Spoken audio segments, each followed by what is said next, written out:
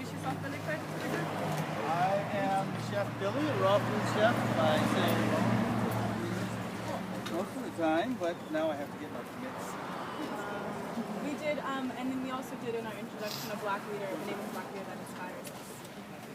Oh, how about you? You. Woo! Very cool. Yeah. Okay, so anything else that anybody else wants to add?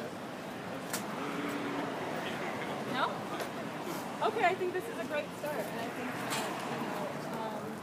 so it looks like just to kind of sum it up, it looks like we have some of the common misconceptions about Black culture or about Black people, Black communities in Oakland as it relates to violence specifically, is that Black people are up to trouble, and that violence in our community is accepted. We talked about how in Connecticut there's all this national uproar about the shooting in Connecticut, but that as we see today, that violence is happening in our community all the time, and we kind of take that as being accepted or that it's normal, and that it's expected.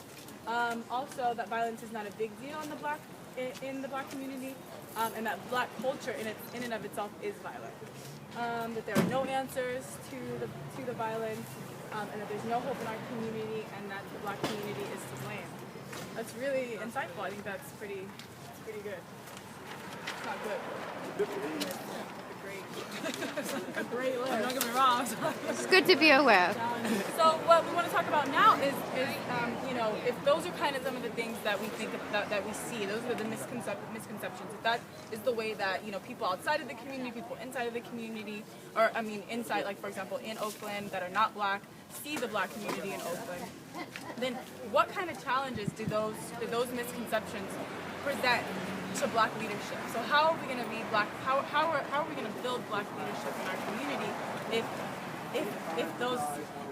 we're thinking those things about Black people and Black culture? It starts by not thinking those things. You can't think those things at all. Right, and for Black people themselves too, because I feel like we sometimes even embody some of the things that are overlooked. So how do we even figure out how we tackle these challenges, these misconceptions of ourselves? Not believing those things, Okay, challenges, so our own selves, Right. like, are just looking. looking deeper.